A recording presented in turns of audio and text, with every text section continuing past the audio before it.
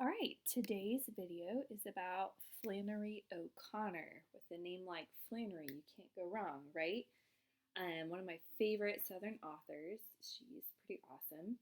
So her dates were 1925 to 1964, so you can see that she actually lived a very short life. She was born in Savannah, Georgia, and you can go see the Flannery O'Connor house where she lived as a child, and so that's pretty cool. Um, Her father, when she was a teenager, died of lupus, which, if you know anything about lupus, it's an autoimmune disease. Um, it's kind of a rough way to go. You just eventually lose, um, energy, and your body essentially can kind of attack itself, and you become really susceptible to other diseases like pneumonia and whatnot. So she saw her father succumb to this, and then as a young woman, she actually was also diagnosed with lupus, which is how she died. So you can imagine that would give you just a really an interesting outlook on life, a very real outlook, and for her, also a very humorous outlook. She has a lot of humor in her stories. She did study literature and writing in New York City. She's very accomplished um, academic. She was a devout Catholic. You can see by her last name of Irish descent here. And so many of these Scotch Irish generations who had settled in the South were devout Catholics. And we do see her faith come out in her works, her references to scripture in some really interesting ways. And she did, as I mentioned earlier, die very young of lupus. And she's considered a Southern regionalist. She is one of our Southern Gothic authors. All her stories are set in the South and reflect just the characters that we come to know from the South. And we'll look at some of that today. And I'm sure you guys will see a common thread of we talked about hypocrisy and petrified man, and we also see that coming to play here. So that is certainly a common thread thematically in these Southern stories. So let's get to. Oh, I forgot I had a couple pictures here of the Flannery O'Connor childhood home. You can see there's the plaque in the square, and then there's me. Unfortunately, we were there on a Sunday and it wasn't open, but I did get my picture in front of the house itself, so that was cool. But we'll go ahead and get right to the story, Good Country People, and I'll just preface this by saying if you haven't read this story, or at the very least spark noted it, then this is not going to make a whole lot of sense to you. It's somewhat of a bizarre story. It's not one that I can summarize very easily. And I'll be honest, this is a little bit more of a complex story. The characters are a little more complex. The plot and just some of the symbolism is a little more intense. So this is going to be a little bit longer video, and I do encourage you, if you haven't read it yet, to just pause, go back, read the story, and then come back to listen to this part of the video. So let's start by talking about the characters. So our protagonist is named Joy, and the first discussion question I have here is, how does her physical description reflect her personality? So we find that she's a woman in her 30s, and she's not described in a way that's very flattering. She's described as large. The text even uses words like hulking, and of course, the most standout element of her physical description is that she has a wooden leg. Her leg got shot off in a hunting accident when she was just a child. So she kind of stomps around with this wooden leg, and she just seems kind of like an ugly person. Both physically, she's not described as very attractive, and also her personality just seems very dark. She seems very angry. She seems embittered about her situation in life. She's very mean and condescending to her mother.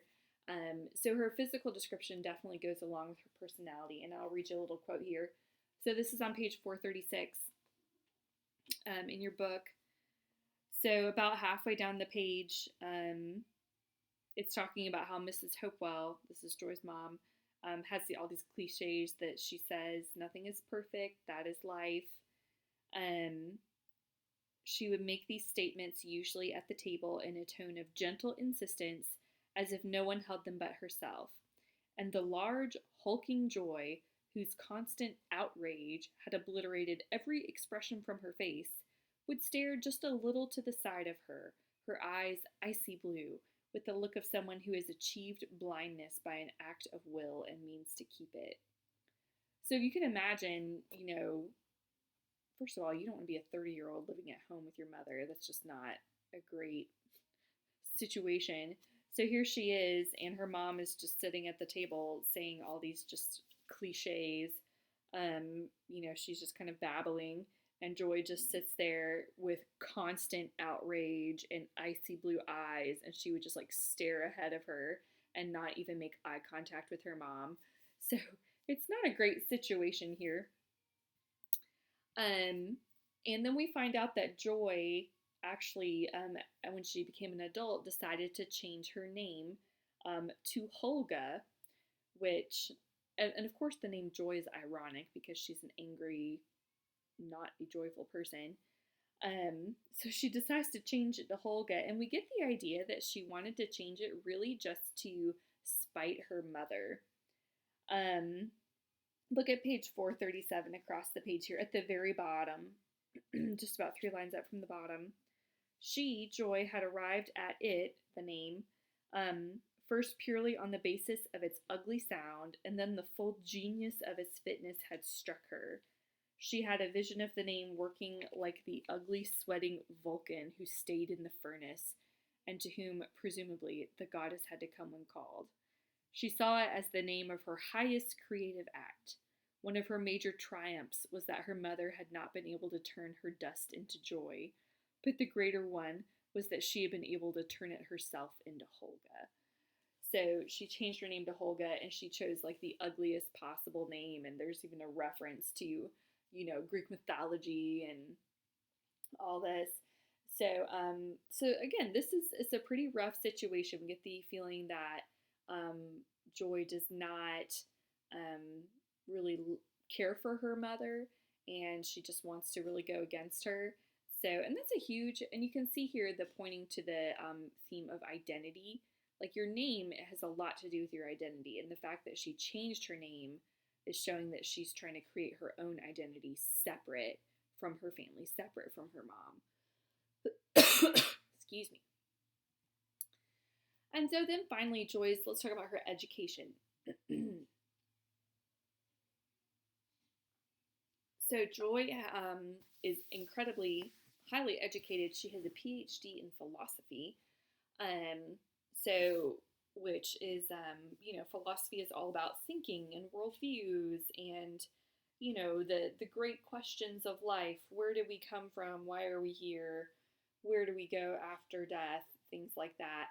And we get the idea that her education influenced her to view the world in a very existential way, which basically is this idea of life is meaningless, right?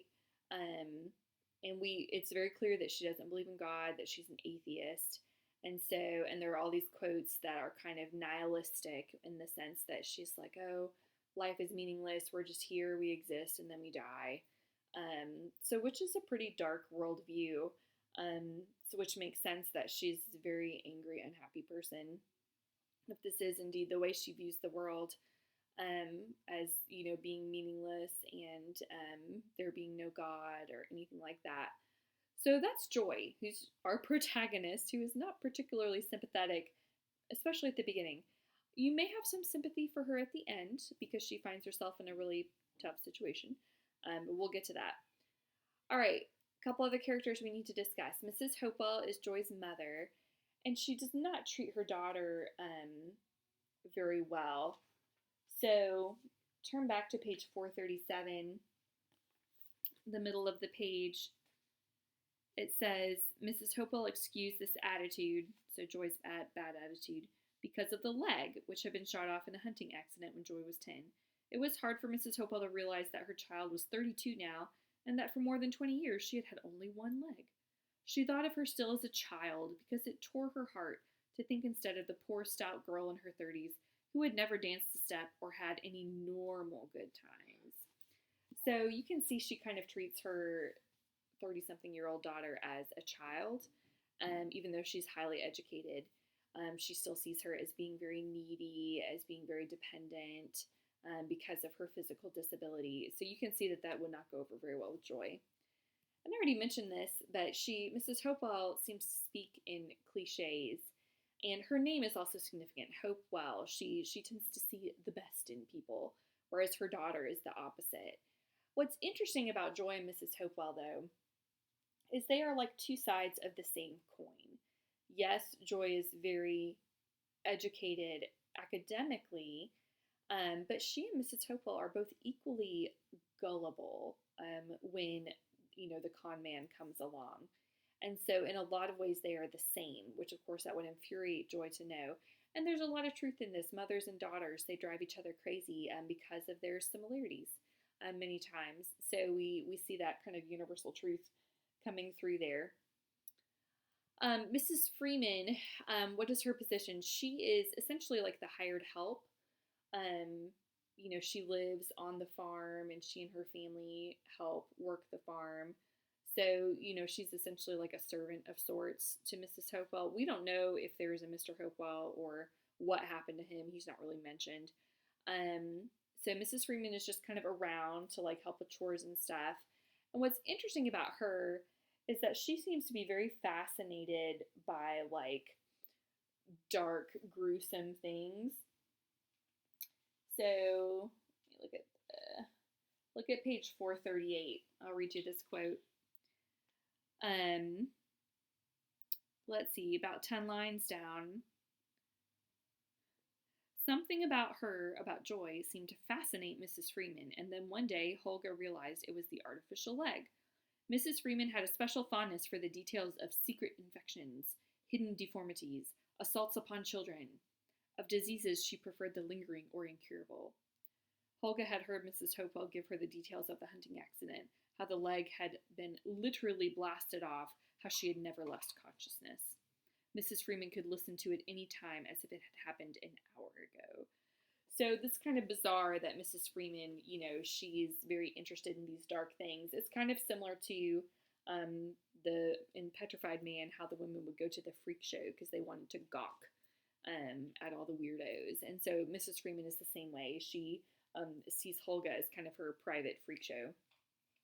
And we'll see an interesting parallel between Mrs. Freeman and our final character we need to discuss, who is Manly Pointer, who is also interested in dark, gruesome things.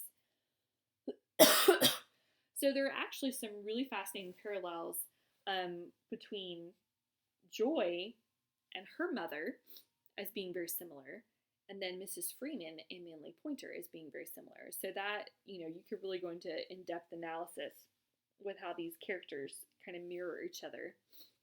So Manly Pointer, he is this Bible salesman. Well, that's what he says he is.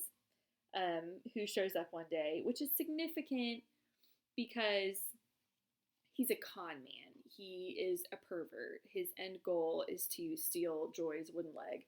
And so it's significant that he portrays himself as a Bible salesman, because you would think that that would imbue trust, right? People are going to trust a pastor. People are going to trust a priest, someone whose occupation is wrapped up in religion. And so it is interesting that he chose to present himself as a Bible salesman, not like a vacuum salesman or something like that, because he wanted to create this sense that he was an innocent, godly person. So that is significant. So he shows up one day, and he is a master manipulator. So I do want to look at this a little bit. Turn to page 439. You should be already opened up there. So page 439, about 2/3 of the way down the page. He was a tall, gaunt, hatless youth who had called yesterday to sell them a Bible. He had appeared at the door carrying a large black suitcase that weighted him so heavily on one side that he had to brace himself against the door facing. He seemed on the point of collapse, but he said in a cheerful voice, "Good morning, Mrs. Cedars," and set the suitcase down on the mat. He was not a bad-looking young man, though he had on a bright blue suit and yellow socks that were not pulled up far enough. He had prominent face bones and a streak of sticky-looking brown hair falling across his forehead. "I'm Mrs. Hopewell," she said. "Oh," he said, pretending to look puzzled, but with his eyes sparkling. "I saw it said The Cedars on the mailbox, so I thought you was Mrs. Cedars," and he burst out in a pleasant laugh. Okay, so does he really think her name is Mrs. Cedars? No, he doesn't. He's trying to portray himself as kind of a simpleton, somewhat of an idiot. And that line where it says, pretending to look puzzled but with his eyes sparkling, it's very clear that he's using these manipulation tactics with Mrs. Hopewell, portraying himself as dumb, because then, they would never suspect him of being a con man if he seems to just be an idiot who thinks that the name of the farm on the mailbox is the same name of the characters. And he does the same thing with Joy. He manipulates her as well. He ends up staying to dinner, and he talks about how he's got this heart condition. And does he really have a heart condition? No. He just wants to kind of create some empathy with Joy because she has a heart condition. It also becomes very clear that he is kind of, what is the word I'm looking for? Like he has done his background work. You know what I'm saying? Like he has scoped out the joint. This is not a coincidence that he happens to be calling here. He has an end goal in mind, and he is working very carefully to achieve that goal. So at the end of their dinner, at the end of the evening, he actually asks Joy out on a date. "Will you go out with me tomorrow night? We'll go on a picnic." And at first she kind of puts him off, and then she's like, "Okay, fine, whatever." So this is where we get to kind of the climax of the story, and where it gets really, really bizarre. This story really is that of a first date gone terribly, terribly wrong. The worst first date you can ever imagine. So let's talk about the climax of the story. So the night before, Joy kind of envisions her date with Manly Pointer. Like she thinks about it in the evening. And if you look on page 444, it talks about how during the night she imagined that she had seduced him, right? So she thinks that she's going to be in complete control of the situation because he's so smitten with her. I'm about a third of the way down the page. She imagined that the two of them walked on the place until they came to the storage barn beyond the two back fields, and there, she imagined, that things came to such a pass that she very easily seduced him, and that then, of course, she had to reckon with his remorse. True genius can get an idea across even to an inferior mind. She imagined that she took his remorse in hand and changed it into a deeper understanding of life. Okay, so she thinks, again, she's going to be in complete control of the situation, and that, he's going to be so in love with her, but because she's, doesn't believe life is meaningful, she's going to have to be like, "Oh, sorry, I can't be with you, and let me teach you a little bit about life, about the meaning of life." And so, because she's such a genius, she's going to teach him a life lesson. Well, if you've read to the end of the story, you know the irony of that, because it goes the exact opposite way that she anticipates. So what actually happens? So, and this is where, to me, this is the dark humor, and it gets a little funny. So she goes to meet him out, at the mailbox or whatever. And so I'm still on page 444. And so it says, she looked up and down the empty highway and had the furious feeling that she had been tricked, that he had only meant to make her walk to the gate after the idea of him. Then suddenly he stood up, very tall, from behind a bush on the opposite embankment. Now, girls, if you go to meet a guy for a date and you get to the meeting point and he pops up from behind a bush, that is definitely a red flag. You should not go out with that guy. Run with both of your legs the other way. Like, what is he doing? Hiding behind a bush? And then he pops up. "Hey, Holga, I knew you'd come." It's so bizarre. So, like, red flag number one, that he is creepy dude, right? But she's just clueless. She has all these academic smarts, but she has absolutely no common sense that this is a red flag. So, so they talk for a minute, and then they start to walk along. And they're crossing the pasture. The very bottom of page 444, it says they crossed half the pasture without saying anything, and then, putting his hand easily on the small of her back, he asked softly, "Where does your wooden leg join on?" All right, so this is red flag number 2, right? The first words out of his mouth to like start conversation, "Where does your wooden leg join on?" Yeah, that's weird. That's bizarre. That's super creepy. And she does kind of like what? What is wrong with you? But he plays her so easily. He's like, "Oh, well, it's what makes you special." So he, throughout this whole date, he really manipulates her, and they make out, and they talk, and it's there's all this electricity because again, he's the master manipulator. What's interesting is as they talk about, do you love me? Do you not? All this stuff. There's actually quite a bit of biblical language, which is fascinating. So let me point out a little bit of this. Page 445, they're talking about her atheism, and he asks in the middle of the page, he says, "Well, aren't you saved?" he asked suddenly. The girl smiled. It was the first time she had smiled at him at all. "In my economy," she said, "I'm saved, and you are damned. But I told you I didn't believe in God." So that's really interesting. They're talking about this idea of salvation and damnation. And so she thinks that she has the answer, right? Like she has this concept of redemption in her view that, there's no meaning to life. So they get out to the barn, and then they make out some more. And on page 446, here's just another quote that kind of has this biblical language. And again, he's trying to schmooze her. He's like, "Oh, well, don't you love me?" About 2/3 of the way down the page, the girl looked at him almost tenderly. "You poor baby," she murmured. "It's just as well you don't understand," and pulled him by the neck, face down against her. "We are all damned, but some of us have taken off our blindfolds and see that there's nothing to see. It's a kind of salvation." So again, she thinks that she is redeeming him. She thinks that she is bringing her gospel to him, which is it's so sad and ironic. So then this all kind of comes to a climax as he finally talks her. He wants to see her wooden leg. "Show me where your wooden leg joins on." So page 447. And at first she doesn't want to because she's very sensitive about her leg. And he's like, "Oh, you don't really love me." And so he finally talks her into it. And let's see, about the middle of the page, 447. She sat staring at him. There was nothing about her face or her round, freezing blue eyes to indicate that this had moved her. But she felt as if her heart had stopped and left her mind to pump her blood. She decided that for the first time in her life, she was face to face with real innocence. This boy, with an instinct that came from beyond wisdom, had touched the truth about her.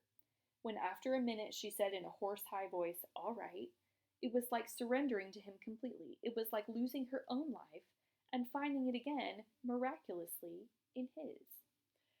So again, losing your life to find it. Do you guys see that gospel language? Like that's what it means to be a believer, right? So she's having a kind of salvation experience, but it's like this huge reverse, if that makes sense.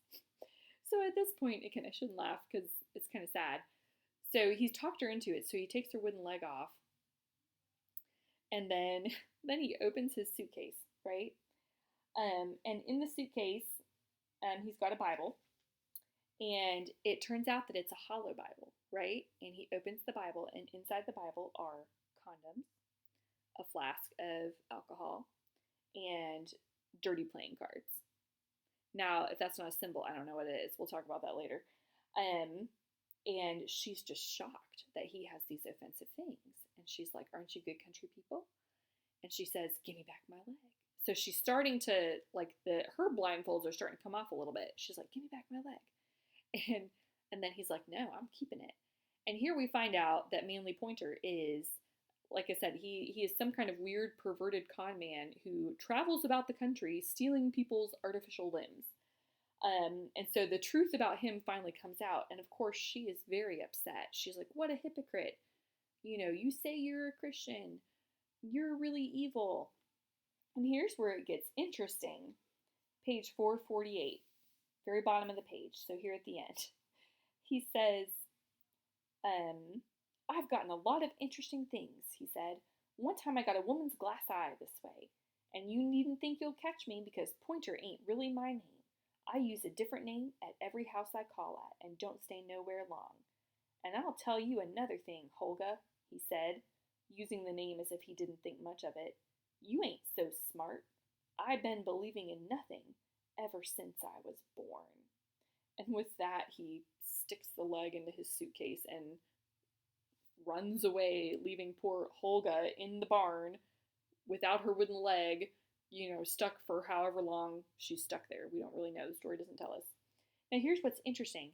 He becomes the embodiment of what Holga thinks she believes, right? He is actually living his life as if it is meaningless and there is no right and there is no wrong and there is no morality. He's just doing what he finds interesting, what brings him pleasure. And I don't know, it's kind of unclear whether he's stealing, prosthetic body parts for profit or just because he's perverted. We don't really know. But what's interesting is this question. So does Holga really believe that life is meaningless? We come to find out she doesn't. She wanted him to be a good person. She had this idea that the two of them might actually have a relationship, that she might have found someone that she could connect with, right? And so, in a sense, it is a kind of salvation experience for her because she is coming to a realization that what was propping her up, her atheism, her existentialism, her reliance on her education, really wasn't real. And Manly Pointer, what's funny is he ran away with a piece of her literally and figuratively. He not only stole her leg, he stole her whole belief system because she wanted him to be good. She wanted him to be a nice guy. She wanted him to be someone she'd connect to. If she really was a true atheist, existentialist, whatever, then she would have been like, oh, well, good on you, like you do you, I'll do me. But she wanted some meaning. She wanted some truth. So this is, again, there's a lot of complexity here, but it's really fascinating. So let's talk briefly about symbols. Joy's wooden leg and her heart condition. So the wooden leg is symbolic of her identity. There's a quote, I won't read it, but on the top of page 447 where it talks about how sensitive she was about her wooden leg and how it was almost like her soul. And so, again, the fact that he ran off with it shows that he stole a piece of her identity, right? He stole what was propping her up. And the heart condition has more to do with, like, she wasn't just physically ill, but she was soul sick, right? Her soul was not well.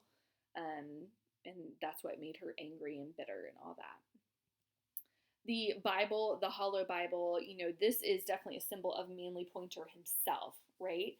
On the outside, he is good country people. On the outside, he is simple and pure and clean and innocent. But on the inside, he is corrupt, right? On the inside, there is evil. So those are two major symbols in this story. And then overarching themes, hypocrisy. Both Joy and Manly Pointer are hypocrites, right? In different ways. There are all kinds of layers of hypocrisy here. And then identity and self-knowledge.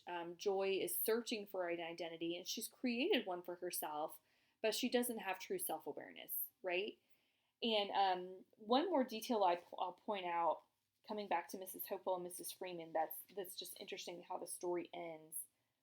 So page 449,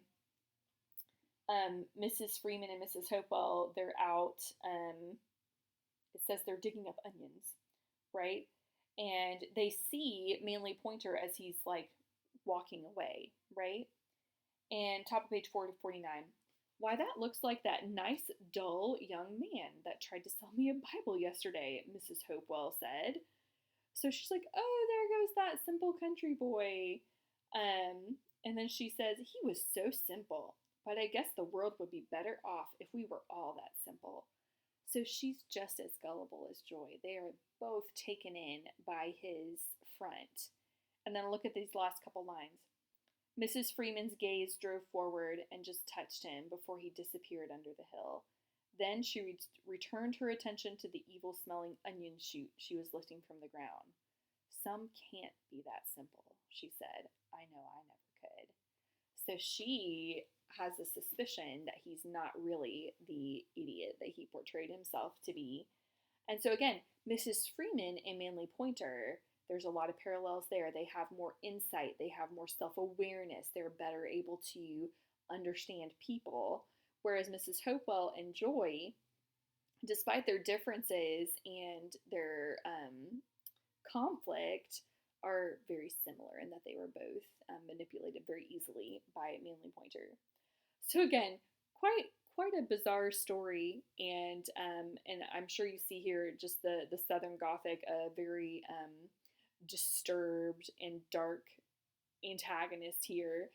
But we also have, just some of the humor. Poor Joy got her wooden leg stolen. But anyway, really, really interesting. I think it's fascinating just to think through some of these themes in the story.